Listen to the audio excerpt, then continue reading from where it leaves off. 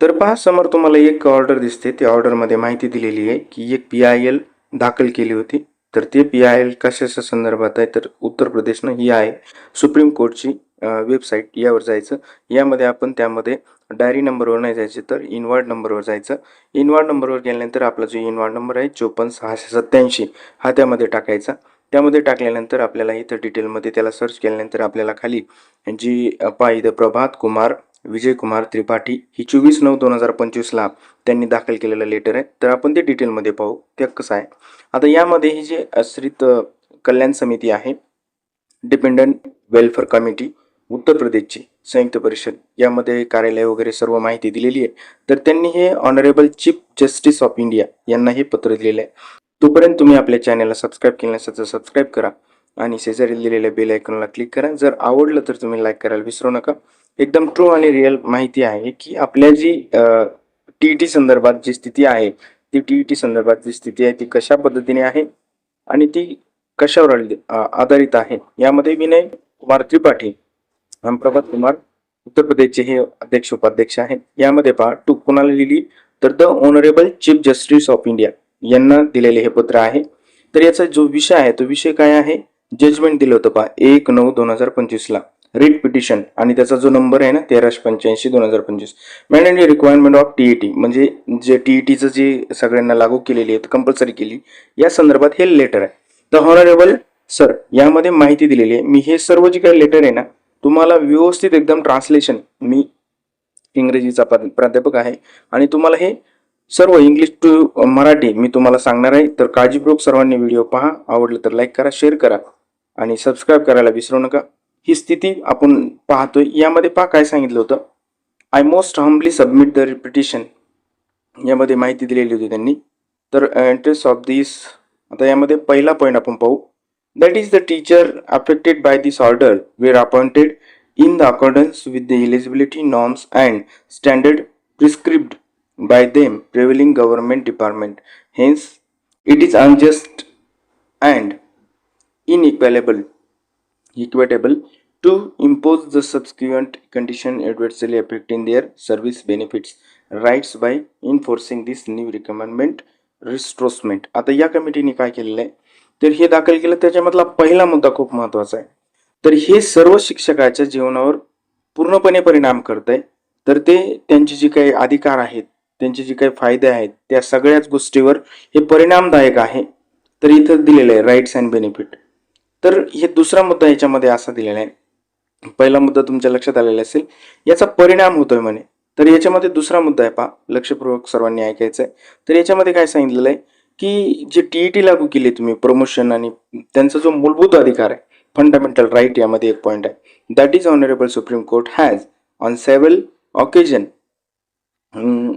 कॅटेगरीली observe that the right of promotion is fundamental right. आताच मी त्याला गोल केलं, fundamental right and such right must not be curtailed or infringed under any circumstances. म्हणजे जे काही मूलभूत अधिकार आहे आपल्या इंडियन कॉन्स्टिट्यूशन मध्ये दिलेल्या, तर शिक्षकाचे मूलभूत अधिकार जे आहेत ना ते हिरावून नाही घेतले पाहिजे.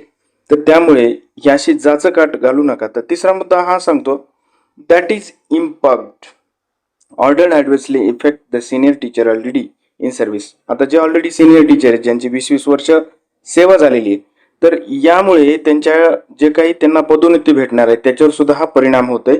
तर हा तिसरा मुद्दा त्यांनी टाकला होता की 1 तारखेला जे निर्णय दिला त्याच्यानंतर 16 तारखेला उत्तर प्रदेशच्या सरकारनं त्यावर रिपिटिशन दाखल केली होती. त्यानंतर आता 24 तारखेला हे पुन्हा त्याच्यावर विनंती केलेली आहे सुप्रीम कोर्टला की, तर हे फक्त त्यांच्या वैयक्तिक जीवनावरच परिणाम करत नाही, तर हे directly affect on their families, म्हणजे हे डायरेक्ट त्यांच्या कुटुंबावर सुद्धा परिणामकारक आहे. तर ते कशा पद्धतीने आहे त्या खाली माहिती दिलेली आहे.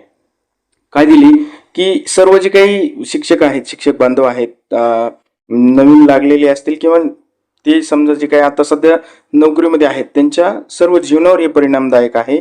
त्यामुळे ही अशी जाचकाट घालू नये, अशी हा एक तिसरा मुद्दा आहे. तर यामध्ये त्यांनी दिलेले आहे की families whose livelihood depends on their breadwinner म्हणजे रोजीरोटी, ज्यांची जी रोजीरोटी याच्यावरच डिपेंड आहे आणि ते कंटिन्यू आतापर्यंत सर्व्हिस सेवा देत आलेले आहेत. तर हे असं व्हायला नाही पाहिजे, असं त्यांची एक विनंती सुप्रीम कोर्टला केलेली आहे. तर या अर्जामधून त्यामध्ये चौथा पॉईंटमध्ये सांगितलेलं आहे ॲडव्हर्सली अफेक्टेड अंडर देनी सबस्क्युएंट पॉलिसी ऑर ऑर्डर.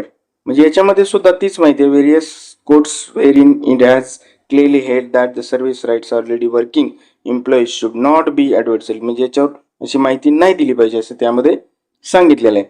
तर आता पुढे 5वा पॉईंट आहे. तर 5वा पॉईंट काय सांगतोय पहा. That while discouraging official and family responsibilities, it becomes extremely challenging for an in-service teacher to simultaneously pressure further studies examination. आता पहा त्यांचं एक वैयक्तिक लाईफ चालू आहे, जीवन चालू आहे आणि त्याच्यामध्ये जर तुम्ही जे काही अभ्यास आहे किंवा आता काही एक्झाम घेताल, परीक्षा घेताल, हे त्यांच्यावर एक बर्डन येईल आणि त्यांनी स्वतःच्या कुटुंबाचं, शरीराचं किंवा स्वतःचा तणाव की त्यांचं जी काही अलाइनमेंट आहेत, कार्डियक अलाइनमेंट, स्वतःची जी काही गरज आहेत त्या पूर्ण करायच्या की आता ह्या गोष्टी करत बसायच्या. त्यामुळे यामध्ये सुद्धा तीच माहिती दिलेली आहे की याचा पूर्णपणे मानसिक परिणाम या शिक्षकावर होत आहे. तर ही जी स्थिती आहे ना टी संदर्भात ही दाखल केली एकदम व्यवस्थितपणे असं मांडलेलं आहे. खूप छान अशा पद्धतीने मांडलेलं आहे. पहा आमची सुद्धा इच्छा आहे की असं नाही व्हायला पाहिजे. ती जुन्या शिक्षकांना टी लागू व्हावी की नाही व्हावी तो त्यांचा निर्णय आहे, परंतु पॅनिक होणं गरजेचं नाही. तर 6वा मुद्दा खूप महत्वाचा आहे. त्या 6व्या मुद्द्यामध्ये सुद्धा त्यांनी हे सांगितलेलं आहे की आता पहा 2012 ज्यामध्ये जे काही अगोदर 2012ला काही शिक्षक लागले होते युपी सरकारमध्ये, तर ते अंशकालीन होते. अंशकालीन शिक्षक होते ज्यांचं शिक्षण कमी होतं, शिक्षण पूर्ण झालेलं नव्हतं. तर मग अशा शिक्षकांचं सुद्धा काय आहे की त्यांना डायरेक्ट उत्तर प्रदेश सरकारनं काय केलं होतं, नोकरीतून बाजूला केलं होतं आणि त्यांना काढून टाकलं होतं. तर ते सुद्धा त्यांना बहाल करा. म्हणजे जे काय त्यांना काढलं होतं की त्याच्यावर सुद्धा दया नाही आली हो सुप्रीम कोर्टला किंवा उत्तर प्रदेश सरकारला, तर ते सुद्धा त्यांना परत द्या अशी इथं 6व्या पॉईंटमध्ये विनंती केलेली आहे. तर हे सर्व जी विनंती आहे ना ही अशा पद्धतीने आहे, पण हे शक्य नाही. कारण का तर जी काही क्वालिफिकेशन आहे ना ते असणं गरजेचं आहे. तर यामध्ये शेवटी सांगितलेलं आहे की therefore it is humbly requested, म्हणजे विनंती केली in service teachers dependent cadre teachers appointed prior to the enforcement of TET requirement may kindly be expanded. म्हणजे ती अनिवार्य करण्याबाबत अनिवार्य करू नये आणि मॅडेंटरी इम्पोजिशन फॉर टीएटी आणि प्रमोशन, या प्रमोशनसाठी त्याला सुटका द्यावी. त्यांना प्रमोशनसाठी सुद्धा टीएटी अनिवार्य करू नये आणि नोकरीसाठी सुद्धा टीईटी अनिवार्य करू नये, कारण हे शक्य नाही. तर ही अशी एक वेबसाईट होती, यामध्ये तुम्ही हा इन्व्हॉल्व नंबर टाकायचा आहे, त्यावर जाऊन 54,687 आणि त्यावर मग ही सर्च केल्यानंतर हे असं ओपन होतं. आणि ओपन झाल्यानंतर मी आता तुम्हाला दाखवलं हे जे दोन नाव आहेत बघा इथं दिलेले आहेत, प्रभात कुमार, विजय कुमार